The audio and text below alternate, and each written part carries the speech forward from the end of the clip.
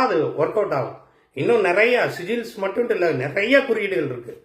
சின்ன சின்ன விஷயங்களை நாம செஞ்சு பெரிய அளவு சக்சஸ் பண்ண முடியும். அது மாதிரியான விஷயங்கள் தான் ஏகப்பட்டது இருக்கு. இல்லை இப்படி வைங்க, இதுதான் குபேர முத்திரைன்னு சொல்லுவேன். பெரிய இதெல்லாம் கிடையாது.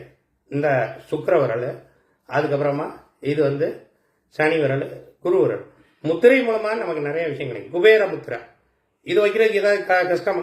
குபேர மந்திரத்தை சொல்லிக்கிட்டே இருக்கணும். ஓம் குபேராய யட்சராஜாய மகாராஜாய நமக, இப்படியே சொல்லிக்கிட்டே இருந்தோம்னாலே நமக்கு நாமளே குபேரன் ஆயிடும். அதுக்கு டைம் ஆகும். எடுத்தோடனே குபேரன் ஆயிட முடியுமா? 108 தடவை, 1008 தடவை, 1,08 தடவை, கோடி தடவை அந்த மந்திரத்தை உருவேற்றி இந்த சிம்பிளை வச்சுக்கிட்டே இருக்கணும். சிம்பிள்ஸ் அதுதான். இந்த முத்திரையெல்லாம் பிரமாதமாக வேலை செய்யும். நான் ஏன் வீடியோ பேசும்போது இப்படி கொண்டு வந்துடுறேன்? நிறைய முத்திரைகளை என் கையில் கொண்டு வருவேன். இப்படி வைக்கிறேன்னா கூட இது கூட முத்திரை தான்.